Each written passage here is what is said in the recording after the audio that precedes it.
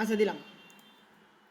আচ্ছা নর্মালি একটা লাইন আঁকলাম, লাইন এঁকে আরেকটা লাইন এখান দিয়ে আর কি অ্যাঙ্গেলটা করে দিলাম। আচ্ছা এটা আবার ডিলিট করে দিই। এটা দিয়ে দেখাই কন্ট্রোল সি কন্ট্রোল এফ দিয়ে এটাকে রোটেট করে দিলাম। দুইটাকে সিলেক্ট করে অ্যালাইন থেকে ডিস্ট্রিবিউশন অ্যালাইন সেন্টার করে দিলাম যাতে কোনো প্রকার 19-20 না হয়। ওকে, করার পর F7-এ ক্লিক করবো। F7 ফাংশন কি F7 দেখেন তার লেয়ার চলে আসলো। লেয়ার আসার পর এই লেয়ারের মধ্যে দেখেন 3টা লেয়ার আছে, এটা লম্বা লাইন, এটা আড়াআড়ি লাইন, আর এটা হচ্ছে কি দুইটা মিলে এটা গ্রুপ লাইন আছে। এই গ্রুপেরটার মধ্যে ক্লিক করলে দেখেন গ্রুপটা মোটা হয়ে গেল না? এই যে নর্মালি এটাতে ছিল, এটা মোটা ছিল, এটা সিলেক্ট ছিল, এখন আমি সিলেক্ট করে দিলাম এই সার্কেলটার মধ্যে ক্লিক করে এটাকে মোটা করে দিলাম। এটা কিন্তু ইম্পর্টেন্ট পার্ট, এই জিনিসটা করতেই হবে। করার পর আমরা ইফেক্টে যাব, ইফেক্ট থেকে ডিস্ট্রক অ্যান্ড ট্রান্সফর্ম এটাতে ক্লিক করব। ক্লিক করে এখান থেকে ট্রান্সফর্মে ক্লিক করব। ট্রান্সফর্মে ক্লিক করার পর রোটেট যে অপশনটা, এই রোটেট অপশনটা আমরা লিখে দেবো কি 30। আর কপি আমি একটা কাজ করলে কপি হবে কয়টা? 11টা, মানে মোট 12টা হবে। তাহলে আমি দেবো কপি 11। 11 দেওয়ার পর ওকে দেবো। জিনিসটা এইভাবে এটা তৈরি হয়ে গেল নাকি? বাইরে ক্লিক করলাম পেইন্ট টুলের সাহায্যে, এখন জাস্ট এইখানে একটা ডিজাইন আঁকবো, বাকিটার মধ্যে সে অটোমেটিক নিয়ে নিতেছে, তাই না? আমি যদি এখন একটা ত্রিভুজ এই রেক্ট্যাঙ্গেল আঁকি,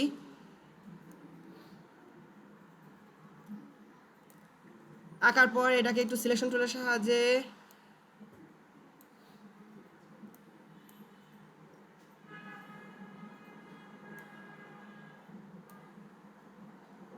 সেন্টারে বসাই দেই।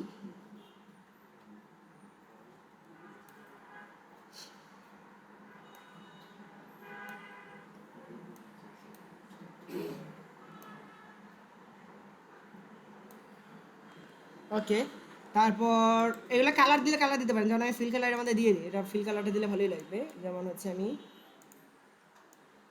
সব ফিল কালার রেড দিয়ে দিই, স্ট্রোক নো করে দিই।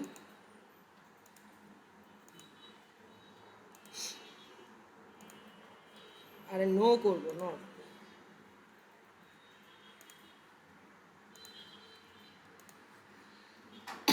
একটা সার্কেল আঁকি।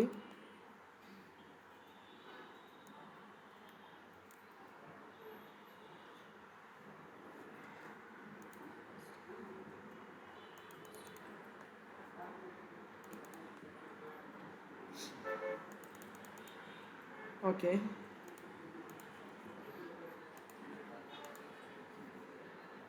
ব্রাশ টুলও নিতে পারেন, ব্রাশ টুল দিয়ে যেইভাবে খুশি সেইভাবে আঁকেন, সেই জিনিসটা সে নিতে পারবে।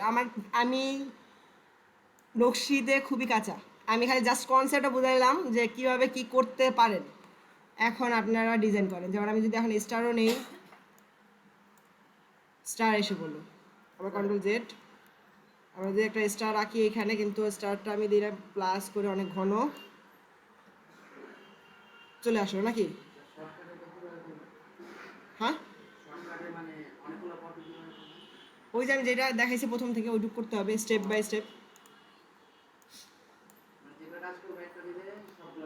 হ্যাঁ, আমি আবার দেখাচ্ছি। আচ্ছা, এটা দেখানোর জন্য আমি নতুনই করে নিই। একবার দিলাম, একটা লাইন আঁকবো, জাস্ট লাইনটা আঁকলাম। লাইনটা আঁকার পর আমি যদি এদিক দিয়ে একটা লাইন এঁকে ফেলি বা ওইটাকেই জাস্ট এটাকে সিলেক্ট করলাম, সিলেক্ট করে কন্ট্রোল সি কন্ট্রোল এফ দিয়ে এটাকে রোটেট করে দিলাম। দুইটাকে সিলেক্ট করে অ্যালাইন থেকে অ্যালাইন সেন্টার, এই যে লেয়ার, লেয়ার থেকে এটা দেখেন মাস এই শেষের লেয়ারটা সিলেক্ট হয়ে আছে, আমি কি করব উপরেটা দেবো। দেওয়ার পর এবার যাব হচ্ছে ইফেক্ট ডিস্ট্রক অ্যান্ড ট্রান্সফর্ম, এখান থেকে দেবো হচ্ছে ট্রান্সফর্ম, এখান থেকে অ্যাঙ্গেল দেবো 30 আর কপি দেবো কত 11। ওকে, এটা হচ্ছে জাস্ট সেটআপটা।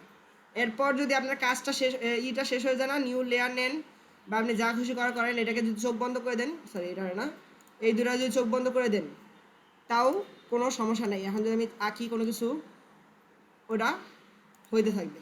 মনে করেন যে এখন আমি আপাতত রাখি, প্রথমে ডিজাইন বানানোর সুবিধাতে রাখলাম, পরবর্তীতে খালি এই লাইন দুটো চোখ বন্ধ করে দেবো, শেষ।